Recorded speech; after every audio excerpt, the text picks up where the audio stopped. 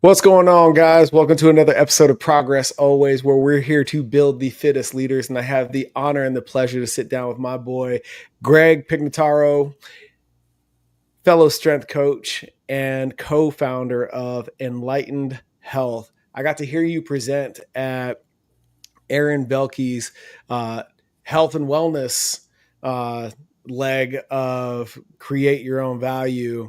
And dude, your story was incredible. Everything that you've overcome to bring you here to create this enlightened version of how you coach via the path that you've taken is nothing short of awe-inspiring. And the what I really relate to athlete is being snake bit and overcoming it and becoming a even better physical version of yourself despite the injuries that you encountered in your athletic career. And you introduced me to this really awesome there we go, pain map, which through some of my most recent growth, I started making the somatic connection between emotional, call it distress, that is hidden in my tissues, and where symptoms of pain and lack of mobility or restriction show up. So to hear you put that so eloquently in uh, strength and conditioning terms, dude, I was just in love with everything that you had to say, man. So it's an honor and pleasure. I'm looking forward to diving into all of that with you today. And I really appreciate you making the time. Absolutely. And that was a heck of an intro. So thank you so much. And I'm really, really grateful to be here. Thank you so much for having me on. For sure, man. Let's start at the beginning. Collegiate soccer player, Yep. Got there, realized like, hey man, like I'm happy to be here. This is awesome. And it's also going to be a lot of work. And then the injuries started showing up. What happened?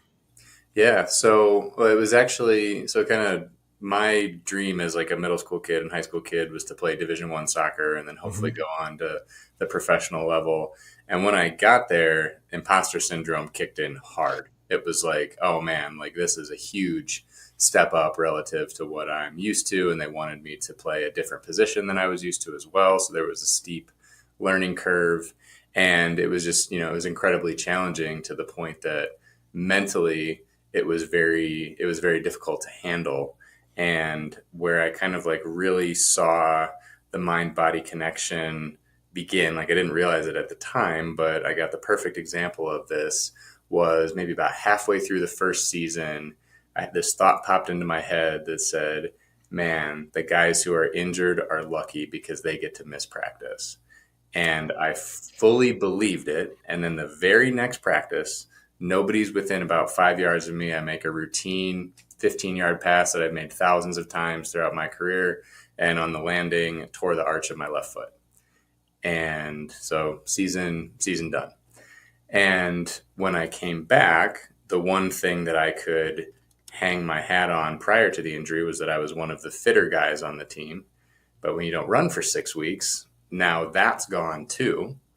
And I remember thinking in that moment, okay, I mentally couldn't handle the challenge that was here. And so because of that, I wished to be injured, and I was. And I never want to feel that low, that helpless, that weak ever again. And so that was kind of like mentally the rock bottom moment for me. Mm-hmm. Luckily, I can say like I genuinely don't think at that I've ever quite felt that low ever again in my entire life. And I got to learn that lesson at the relatively low stakes, world of college sports, doing something that I loved.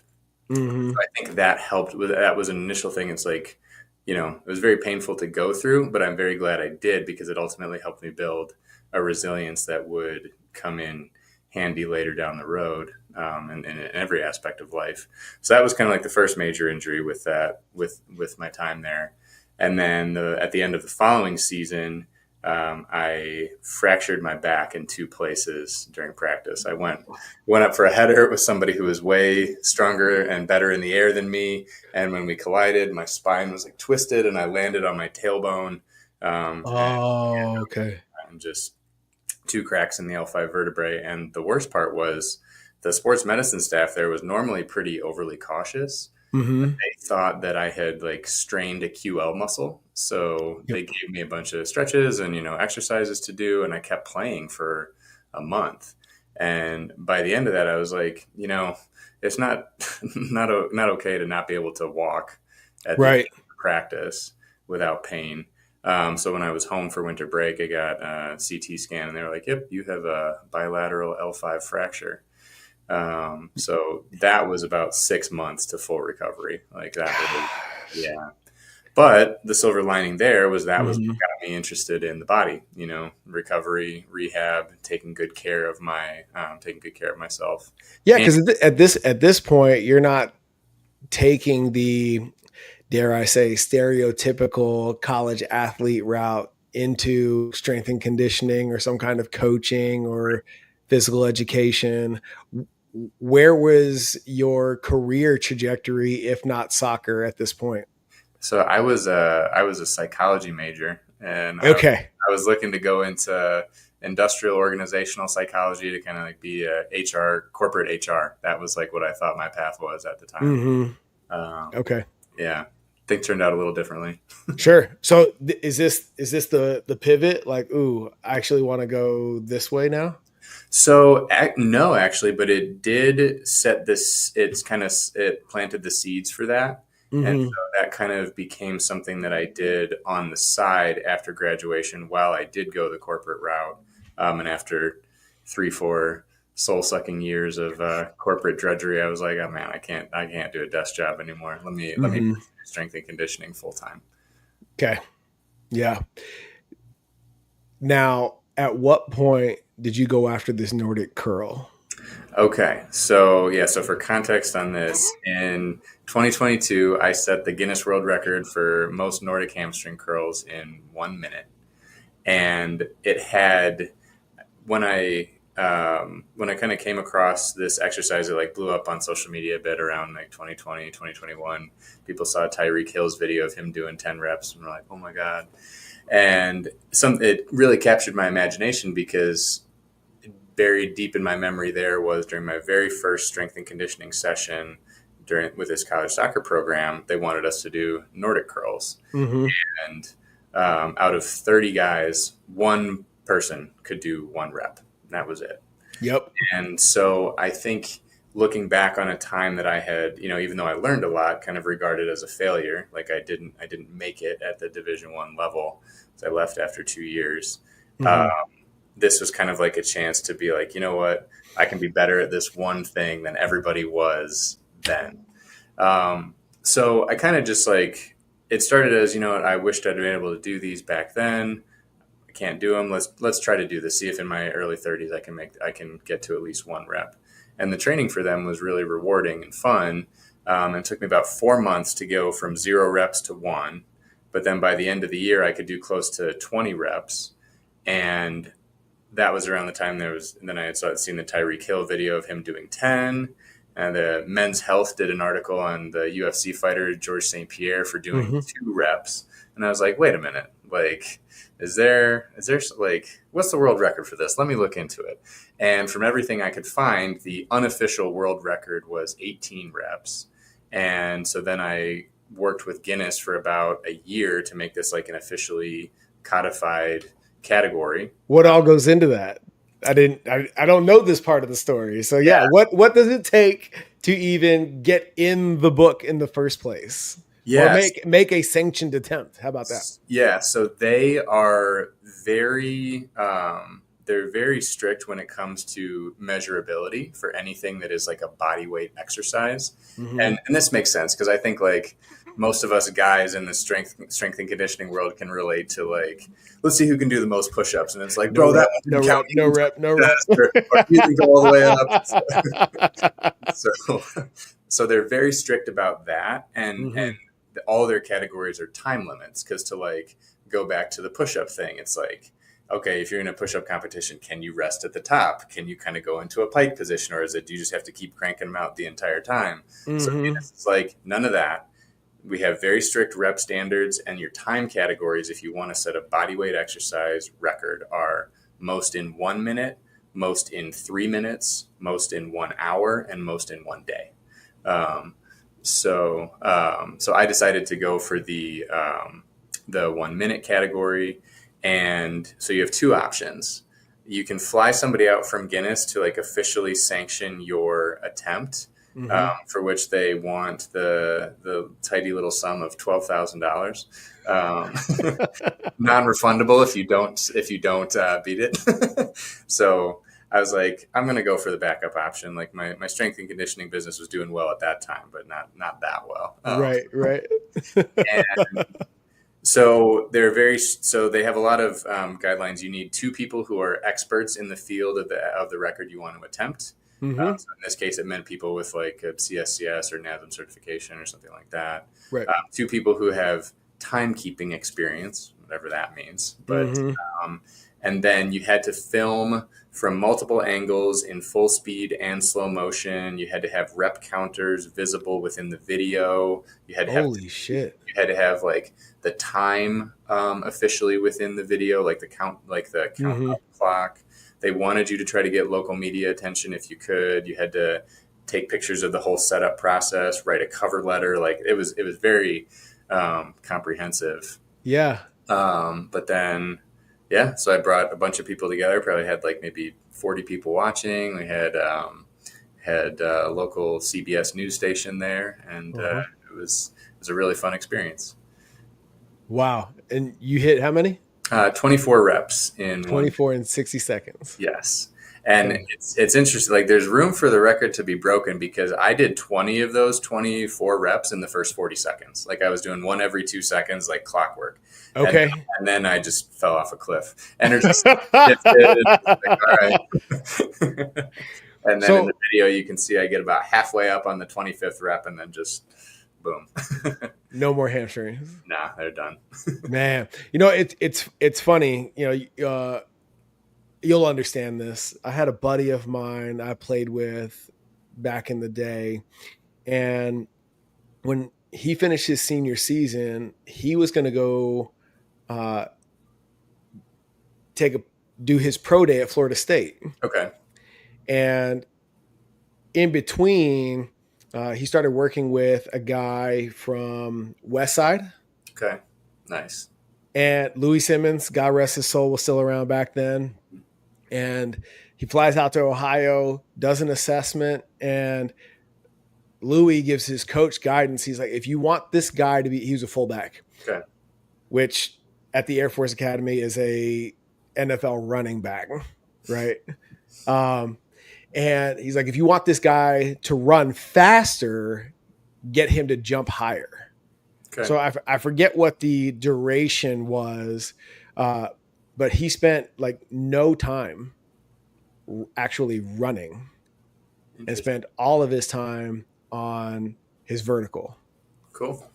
And he went from a mid 4.5 to a 4.4 at 240. Wow. Good stuff. But it's all just fast twist activation, right? For sure. And I remember when my brother was getting ready, he was a 5A all-state defensive player out of Texas. Okay. And somewhere in his high school career, he discovered the reverse hyper. Okay.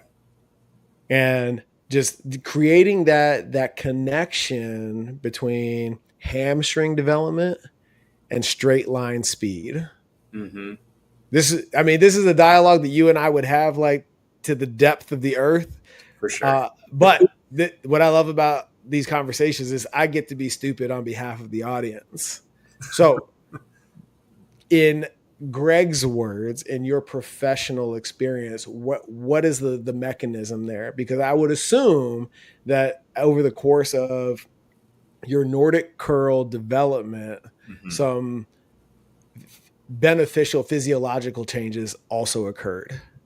Absolutely. So I think the important thing to remember about the Nordics is that they are one of the only exercises that challenges the hamstrings in a lengthened position through the mechanism of like knee motion.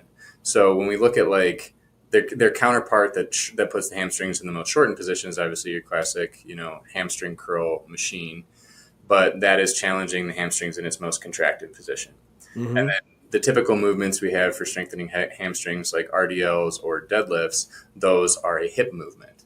They're not, the motion isn't from the knee. So the Nordics, they don't really have a direct replacement. And in most athletes, other than elite sprinters, there's a bit of a deficit there about how much tension their hamstrings can handle at length. And so the Nordics are fantastic for developing that. And you need the ability to handle those high amounts of force when you are sprinting or Hmm. jumping. For me personally, the Nordics didn't have a huge translation into my vertical jumping ability, but they definitely increased my overall top speed. Like I was hitting I think I was hitting about 20 miles an hour at 34 years old. So, which was way faster than I was. It's not going to set any records, but it was like way faster than I was as a mediocre Division I college soccer player. So it was Yeah. really cool. And that was just with like no expert coaching other than anybody from myself. So, Hmm. um, yeah, and they also are fantastic for preventing injury. Back to the old Yeah. cliche of the best ability is availability. And you Yeah. look at it in pretty much any field sport right now, there's an epidemic of hamstring injuries. And a Hmm. lot of it is overuse. But the way I see it is you have like outside of NFL skill position players, like if you look at your average soccer player, your average lacrosse player, even at a high like college level or low level professional, I wouldn't be surprised if a lot of them could do anywhere between like 0 to 3 Nordic curls. And Hmm. I would treat that as pressing an issue as like a football player who couldn't do a pull up. I'd be like, dude, this is a unacceptable level of risk for what your sport demands. We need to address this. Yeah. Well, and it also speaks to where the tension is, Yeah. right? Because most hamstring issues uh, are at the or through the tendon, where the muscle attaches to the bone, right? Yep. And when you talk about conventional methods of developing hamstrings, right, where the glute and the hamstring come together up high, that's very much intact when you're talking about any kind of barbell pulling For sure. movement, Yeah. RDL, deadlift, etc. But what's not where the deficit is if you're over reliant on the on that is at the knee, behind the knee, Exactly. right? And so when you're carrying over in your sprint, that's where the maximum amount of tension is. To your point, the Nordic curl is the only one that develops strength at that point at maximal length and tension, which is also in a sprint where that area experiences the most tension Exactly. and force production. Exactly. Yeah. So I do love the correlation though, like in terms of like driving the point home, like why the fuck would I want to work on this? Yeah. Right. Of like this for your lower body, this is the equivalent. And I would say like an equal level of difficulty for somebody who's starting from zero. This is the equivalent of the inability to do a pull-up. Yes. And it's a really like I think it's a really humbling thing even when you do them at first, because like for somebody in the strength and conditioning world, like I was thinking back, like the last time I can remember not being able to do a pull-up was fourth grade presidential physical fitness. It's the only thing I couldn't do. Bring And, it back, baby. Bring it back. and so it's very humbling because like when you first try to do a Nordic curl, you first try to do a pull-up and you can't do one, it feels impossible. You're like, this is never gonna happen. And Mm-hmm. that's like, and I think, that's part of why I love strength training is you can, in the course of a few months, take something from what feels like impossible to it feels easy. But it's Yeah. a really good thing for coaches to remember, like put ourselves in our clients' shoes. It's like, oh, actually, no, this is what it feels like when you can't even do one of this exercise. And it's a very good place to go back to mentally sometimes. Mm-hmm. So And that's why I've seen like some resistance to the Nordic curl as like an important part of training programs. People are like, oh, it's a party trick, or it's like it's not actually that useful. And I think some of that comes from the resistance of coaches who don't like the feeling of like, oh, this is an important thing that I actually can't do, so I need to say it's not important. Um, Or, dude, you want to talk about the ego check of a coach? Like, what if I can't get my athlete to do it? mm, Oh shit. Am I that good a coach? that's Like, a I could totally see that. yeah, Like these athletes, my clients are relying on me, but if I make this a metric in terms of how we judge or prepare them or judge their performance, am I creating an impossible task? yeah, Oh, right. And dude, that's. But I think it's with the right frame, it's a worthwhile endeavor. Like even if you don't get an athlete to it, right? Like you're an offensive lineman or whatever. Somebody who already presents those kinds of issues in terms of strength to body mass ratios. mm-hmm. But the fact that you're challenging the mechanism in the first place, like one of the things that we focus on at Next Level is like reframing what progress actually looks like. Yeah, Is the metric of success actually accomplishing the movement, or are you less susceptible to injury? totally. Or do you have more strength across that joint? It's there are way more other metrics that come along with and before the actual result, that if we focus there, we're always winning. 100%. And this is where like again the humility in training comes, because like when I started with the Nordic curls, I was using probably 90 pounds of banded assistance, so that I could get to somewhere approaching the full range of motion. Mm-hmm. Because what most people experience is they get about a third to halfway down and then just free fall, because they've tripped that mechanism where the brain shuts off those muscles from firing, because it's like, no, this isn't safe. And Mm-hmm. so if you try to just power your way through that, one, you can't, and the range of motion that you start with is going to be very small, as to be almost, I don't want to say Mm-hmm. useless, but probably not worth it. And it's a Yeah. very long, slow process to increase that. Whereas if you use enough bands, you can get almost anybody to be able to do a full range of motion. And now you are developing strength and the neurological sense of safety in those end ranges of motion. And now Yeah. you have a platform for building strength. So can we expand on that? Because I think this is a great segue into somatics, Sure. right? Convincing the body that this is a safe movement, a safe range, a safe position, etc. Yes, there's the like I can talk myself into performing, but at the same time, there's a neuromuscular, a very real neuromuscular connection that needs to be made as to what fires and when and for how long, that allows you to perform these movements, or any movement for Yeah, that matter. I mean, just take it like watching somebody clean for the first time. Oh my God, it's like so out of sequence, for sure. right? Or somebody who can't quite, if you ask them to just hold a beam and sit in a squat, they break parallel almost every time. But you ask them to do it consciously, unassisted or unsupported, and they stay above parallel. They're restricted above parallel. Yep. Well, what's happening there? Yeah. And to answer that question, I think a really important thing to keep in mind is that like our brains, our nervous system are wired to be overly cautious because they're trying to keep us alive. And the example on this that I love is if you come into your house late at night and then you see like a shadow and you scare yourself, your heart rate comes up and you're like, okay, it was just my shadow. It wasn't actually an intruder. Your body can recover from that infinite times. Yep. If you were wrong in the opposite direction, you thought it was just a shadow and it's actually something dangerous, you might only get one mistake.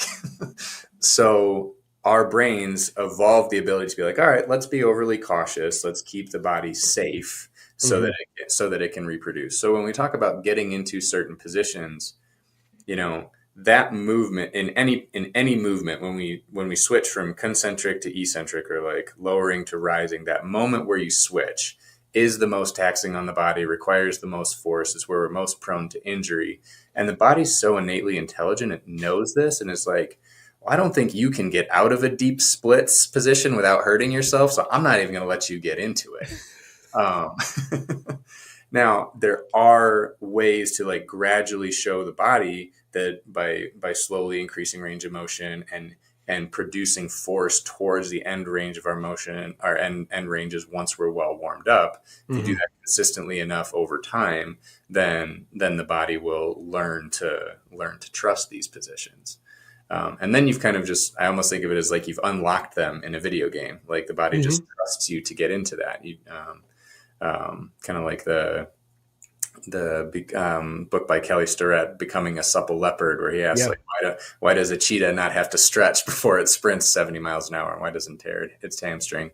And yes, there's a lot of factors, but primarily its nervous system knows that that's a safe movement. Mm-hmm. So go ahead. Yeah. To that end, is this a perishable skill that we're talking about? Like, is it once you've unlocked it, it stays unlocked and it's there for you to use in perpetuity? Or is it something that needs to be, at the very least, revisited at a regular interval so that you don't lose it again? Totally. So I think any skill requires maintenance, but maintenance requires so much less time and effort than we think. And it requires far less than building the skill in the first place. So any skill like that, yes, it is going to require maintenance to keep like showing, especially if it's something you don't do very often, or if it is the end of an extreme range, showing like, hey, yeah, this is still safe. Yeah. Don't worry about it. But my buddy Adam Nile introduced me to this concept called the capability test. I didn't have a label for it, but I love it. So I didn't bother replacing it with any next level speak. So adding this Nordic curl concept to your capability test, like if I'm judging my own fitness, right? And this list can be 3 things long or a million, as long as you want. My ability to do a pull-up, run a sub 8 mile, the list goes on, maintain 200 pounds, 12% body fat on the high, et cetera, et cetera, et cetera, et cetera. If we can add this to the list, so no matter what we're doing, what season of life that we're in, as long as I can do that, we're in a good spot, and it keeps me accountable to its maintenance. I love that. Cool. Hell yeah, man. Awesome. So, like, all of that being said, you're creating trust. I'm going to call the Nordic curl your body's trust fall. Oh, dude, I love that. Because as you were describing it, that's all I kept thinking about is like, you're all by yourself, trust falling yourself. As you're creating that trust with your body, right? Where does this show up? Okay. So this is the thing that intrigues me the most, because it has so much to do with what's going on between the ears. Absolutely. So the emotional pain map. Would it be helpful if I gave a little bit of background as to like how I found the thing? Please, because not everybody's going to watch this, and nobody saw what I just put up in front of the camera. So for those who are listening, he put up a map of the human body that has circles and numbers in different areas that have been shown to be correlated with different emotional and trauma pain patterns. So this is kind of like a modern take on traditional Chinese medicine and acupuncture and ancient Indian Ayurvedic medicine, where they were in the East much more attuned to how emotions affect the physical body. So a little bit of a background story on how I got into this. So as I was training for the Nordic Curl World Record, I started experiencing some medial knee pain, just kind of some overuse.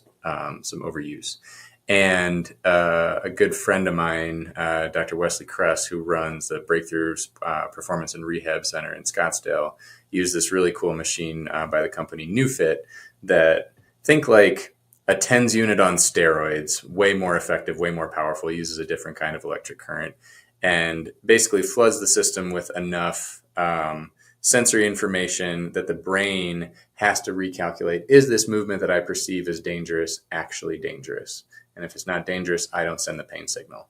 So after 2 sessions with him um, and a slight tweak to my form, my knee pain was gone and didn't come back. So I was like, okay, I want one of these things. So I bought one and started incorporating it into my business, mostly for people who were like seeking pain relief. And what I started seeing was that some people would have emotional releases while on the machine. And I was like, man, what's going on here? This is really Did that happen? Did that happen for you? It didn't happen for me, Okay. but it happened by the 4th or 5th time it happened with a client. I was like, okay, this is enough of a pattern that I'm intrigued here. Mm-hmm. And one of my clients gave me a really fascinating book called Healing Back Pain, The Mind-Body Connection. And this is written by an old school physician. I think he went to med school in the 1950s, traditionally Western trained, but he eventually saw such a pattern with his back pain patients in terms of their personalities and life circumstances that he almost essentially started offering regular therapy instead of physical interventions to get rid of their back pain. And so what he found was disproportionately these people were, overstressed at work, people pleasers, and had lots of repressed anger. When you say regular therapy, you mean psychotherapy, Yeah, counseling, sit on the couch, talk about your feelings? it was basically like he wanted them to see and acknowledge how their repressed emotions were having an effect on their physical body. Okay. For the Yep. people who acknowledged this and then took steps to address the situations in their lives that were leading to stress and repressed anger, they would see an immediate and massive improvement in their back pain. Mm-hmm. And just and also as a quick aside here, like modern science is catching up with this as well. There was an article in a 2022 article in the British Medical Journal, BMJ, where they are now recommending against physicians getting MRIs and X-rays for people with back pain unless the physician suspects cancer, infection, severe neurological dysfunction, or a fracture. Mm-hmm. Otherwise, it makes people think that they are worse than they actually are and can be an impediment to healing from pain. And that Yep. things like a bulging disc or disc degeneration are just normal parts of aging. They don't have to be correlated with pain. And in fact, it's something like 80% of people without back pain over the age of 60 have a bulging disc or a disc degeneration that would show up on MRI, but they don't have pain. I'm not 60 yet, but I've got 3. So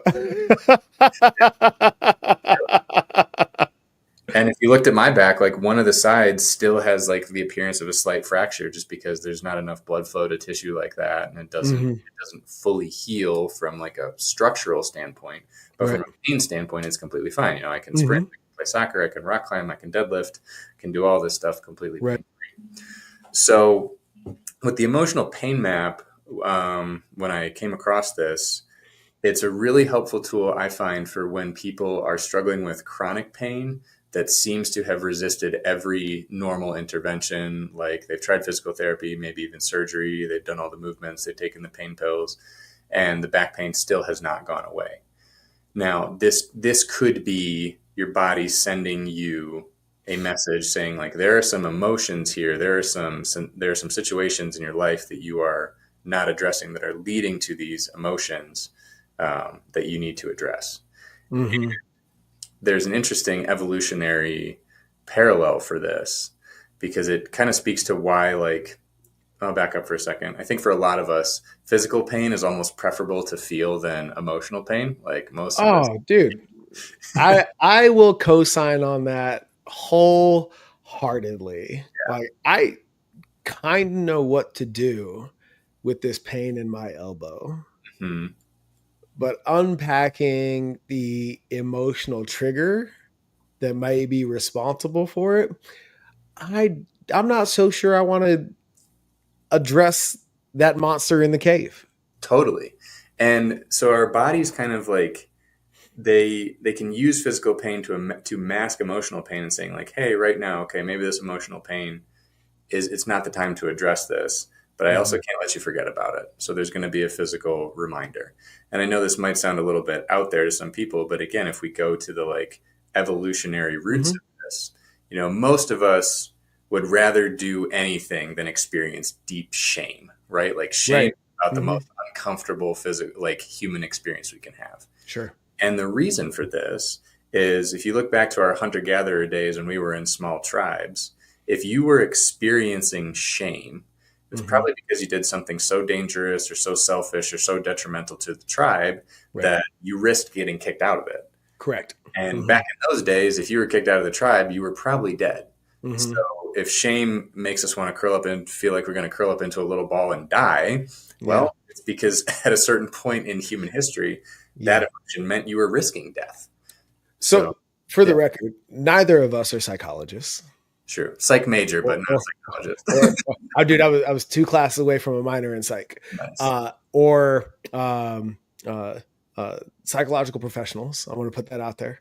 That is Uh, true. however, the question I'm interrupting intentionally to ask is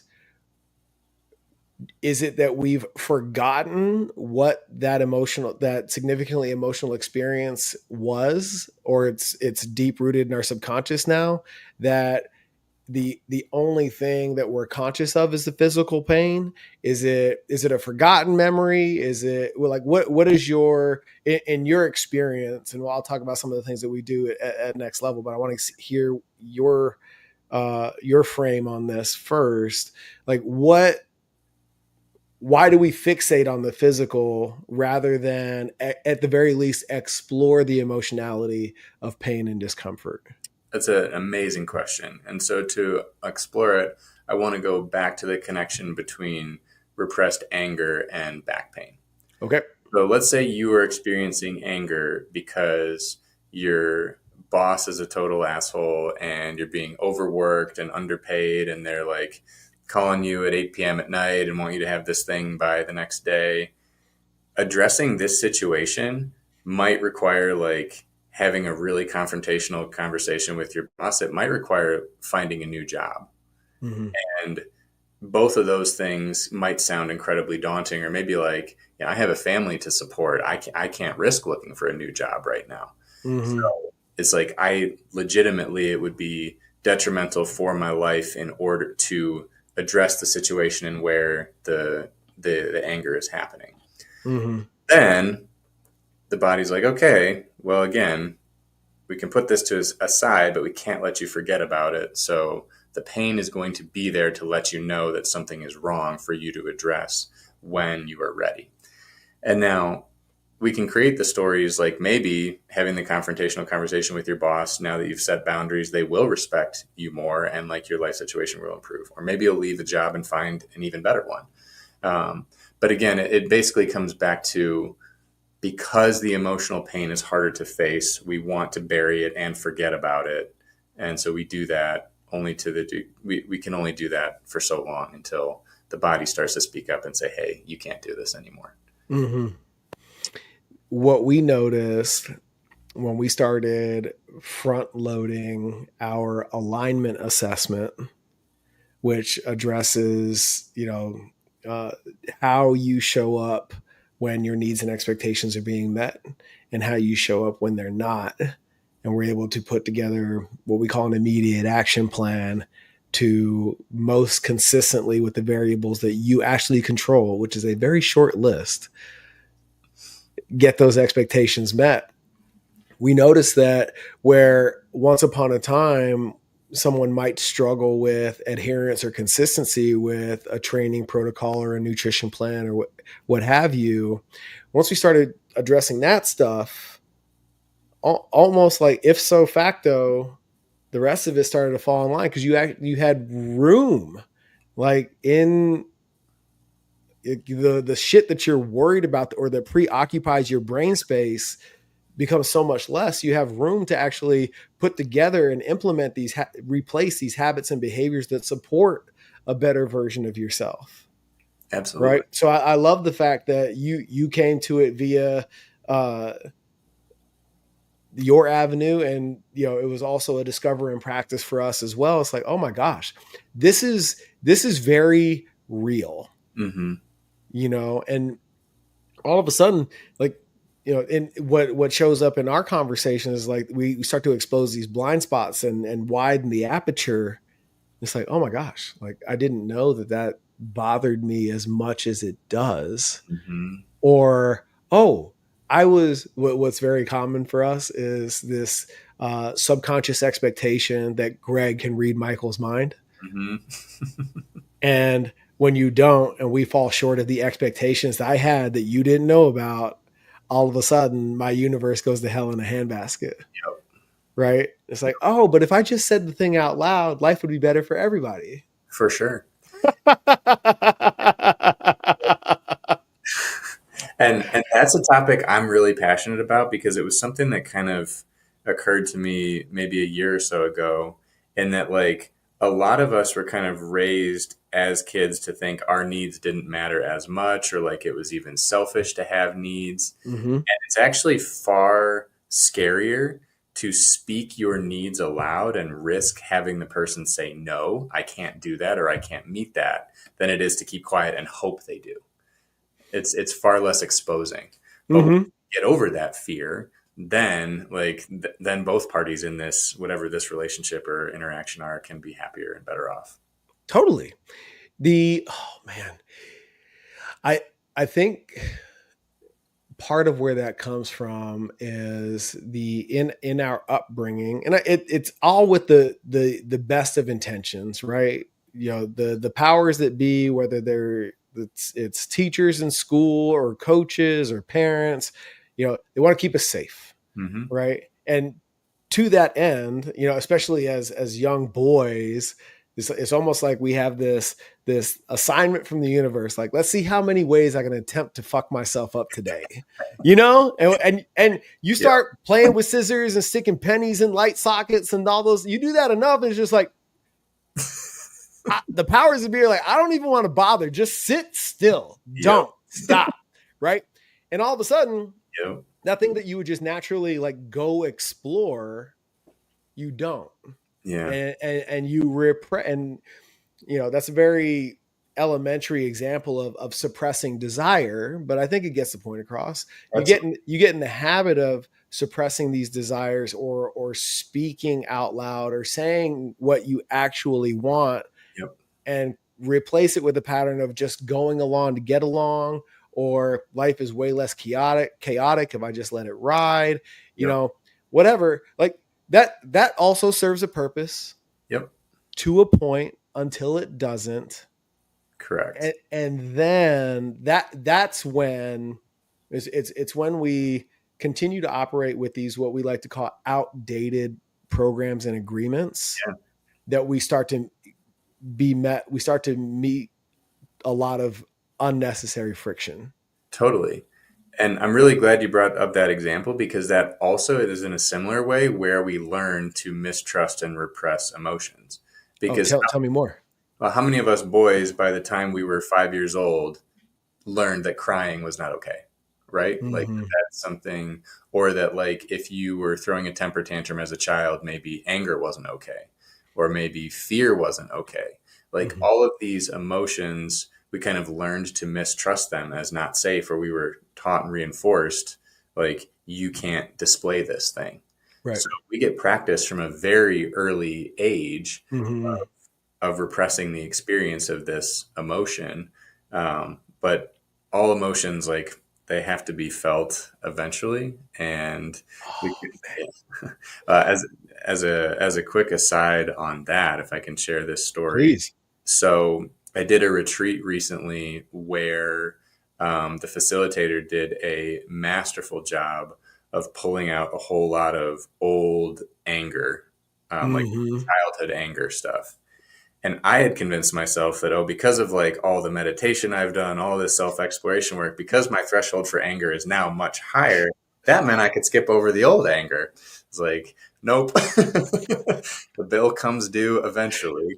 Oh man, that is such a powerful line, that all emotions will not need to be, but will be felt. Yeah.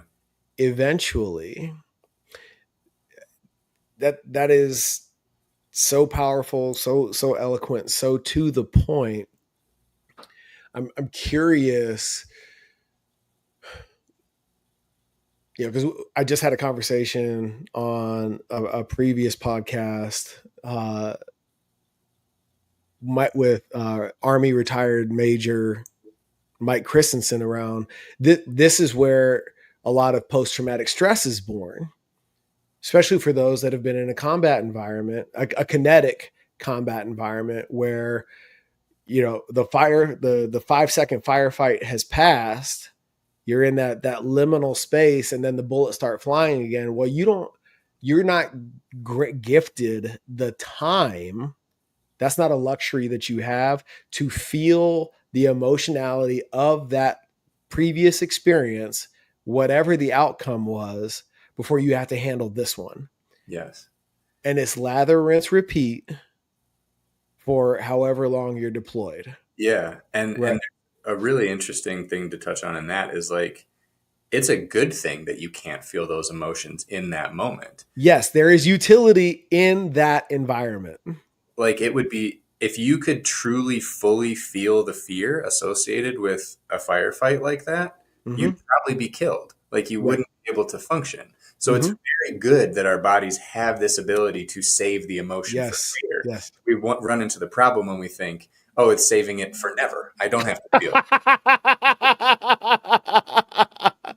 Very well put. And yes, that is the point that I was alluding to. Thank you. Yeah, absolutely. Yeah, making sure that we're not like trying to convince the audience that any of this is bad, Not at all. but these are all very contextual mechanisms that on either end of the spectrum, if we allow them to stay there forever as like a catch-all for everything else, not that firefight, we're in deep shit.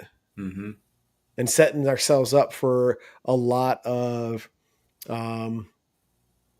setting ourselves up for the inability to live life to the fullest. Absolutely. Really well said. Yeah. So now that we're here, what are the things that are in your practice? So we're not prescribing here. Yeah. What are the things that are in your practice that once you realize that, like, because correct me if I'm wrong, a lot of this manifests chronically. We're not talking about anything that is, it's far more likely to be a chronic issue than it is an acute issue. Yes or no? I would say yes. Like, not that Okay. this doesn't apply to acute, it's a little Mhm. more nebulous, but I like to treat it more, especially when it comes to the chronic side. Perfect. So you recognize that this pain or this restriction has you've done all the protocols, you've done all the rehab, you've done all the things, and it still persists. Mm-hmm. Right now, like, I guess the only thing left is to address this emotional stuff. I have my pain map, right? What are the things that are in your practice to help you move through it? Like, let's talk about the somatics.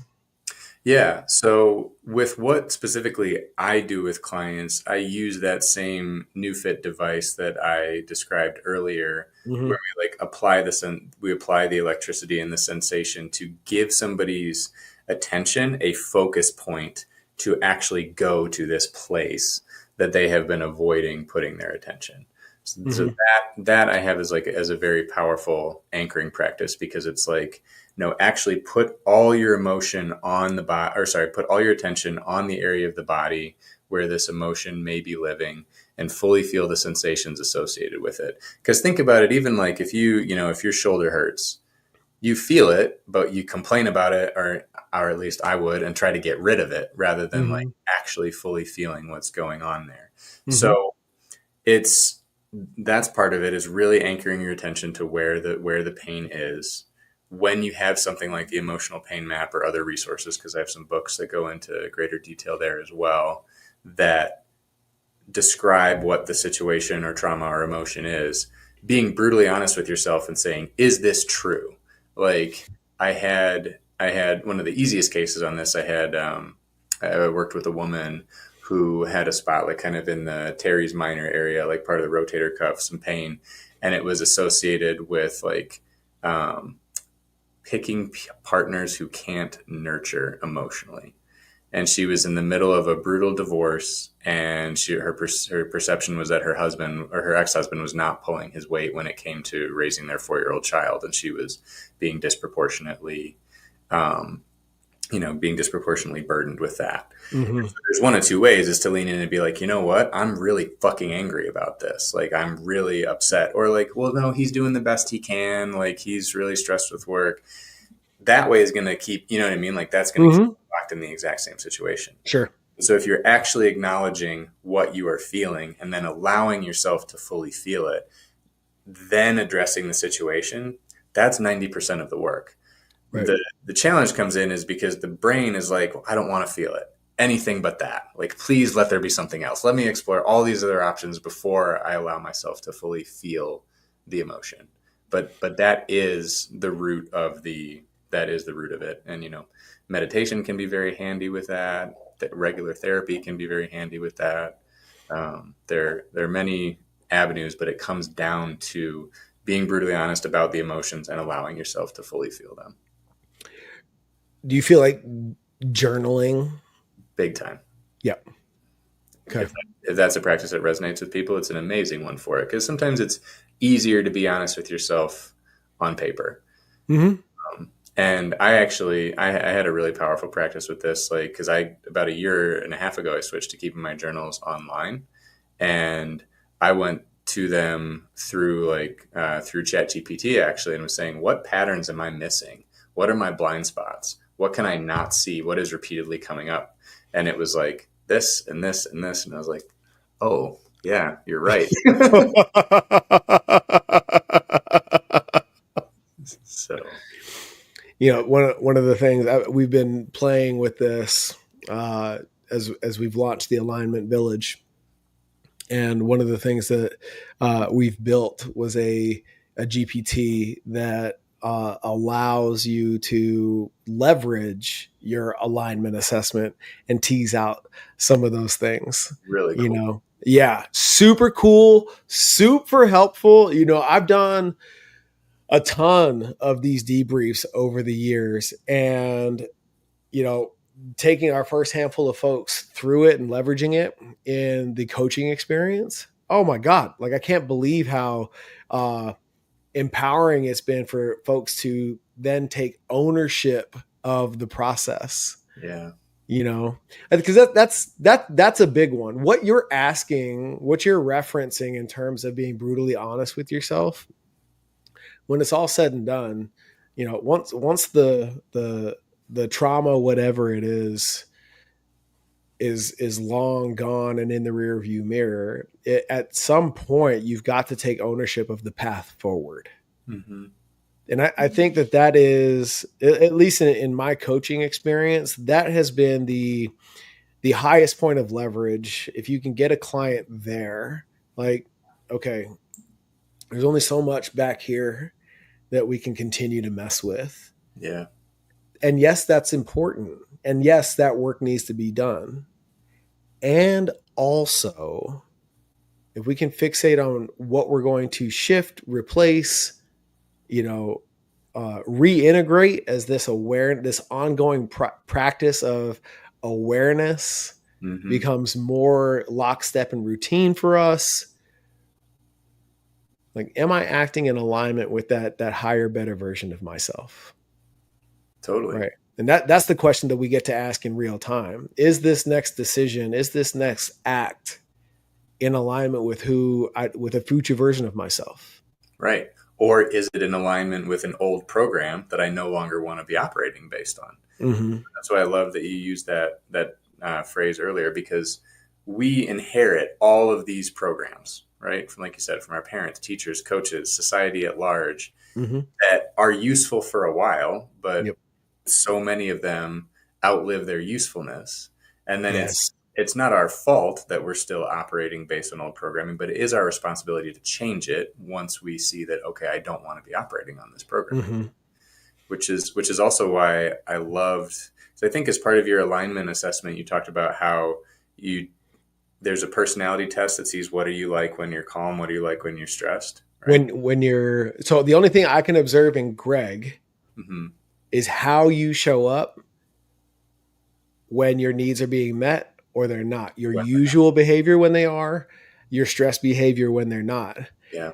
The needs and expectations in between, that tip the scales one way or the other, only you know. And in so many cases, you may not even be aware of. So Yeah. how the like how are you able to curate your environment, your circles of influence, all the things to support your highest and best self, Yeah. if you don't know those expectations exist, or, and more importantly, you don't have the ability to communicate them articulately and effectively? Absolutely. Like I don't like there's and I know that you know this, like there's so many of our clients that are just waiting for permission to step into that higher, better version of themselves. And so much of that permission just lies in communicating those expectations out loud. Right. One of the things, like when it comes to behavior change, that we are massive advocates for in terms of self advocacy is being responsible for taking responsibility for your circles of influence and your environment. And if they don't support that higher, better version of you, it's your responsibility to then communicate those needs and expectations. But what's not your responsibility is the other's reaction to that communication. Totally. Zach, who's I think two episodes before this, put it so beautifully. He's like, however they respond is okay. Yeah, he's right. And dude, woo! I was like, oh damn! Like even I had to take a step back and like explore that for a second, and come to terms with it. Like, yeah, because it is okay, because this is what Mycal needs to show up, is a higher, better version of Mycal. For sure. And then trusting yourself to be able to handle and navigate whatever their reaction is. Which, and the more you have the self-awareness of all that stuff you said, like how do you respond when your needs aren't being met, then you can be better prepared. Yeah. And more accepting. Yes. Right. That's the big one, because I feel like what if you get to the point where you're able to pull that trigger and communicate those needs and expectations, the next hurdle that needs to be overcome is wanting to justify or fight for understanding, especially when it doesn't go your way. Yeah. Like, man, I'm going to tell Greg exactly what I need, and I really want us to be friends at the end of this. But in the event that you can't accommodate those needs and expectations, like, how does this go? Yeah. Like, why can't you? Why won't you change? Like, oh, and then you revert to what's familiar, what's comfortable. Yeah. Right. You know what? Oh, I love you so much. We'll just go back to the way it was. And you compromise yourself. Self-sabotage there. Oof.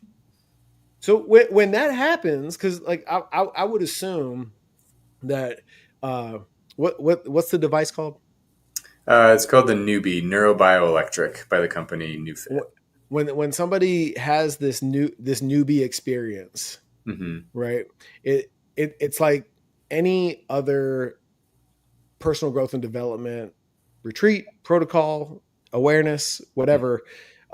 It's not set in stone after one experience, right? There are steps, right? That ingrain the new in us, right? And it takes practice to create that.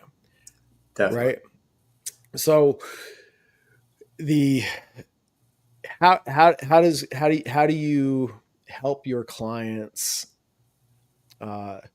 accept rather than understand? The understanding comes later. I believe that acceptance is far more easier to come to than understanding in a lot of cases.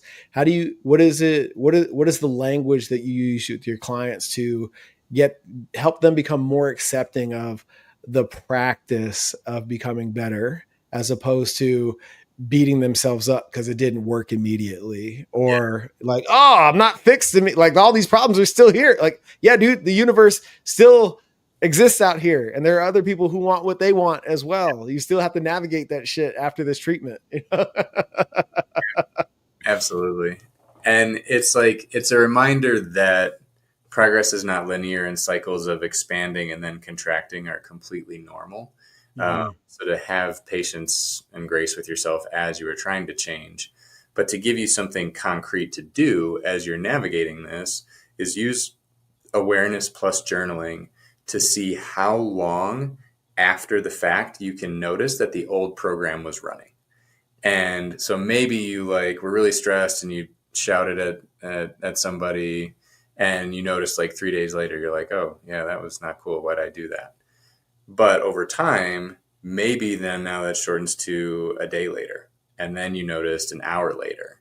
And then you noticed 5 minutes later. And then there comes this inflection point where you like see the old program like wanting to run as it's happening, and you catch it and you're like, nope, not today.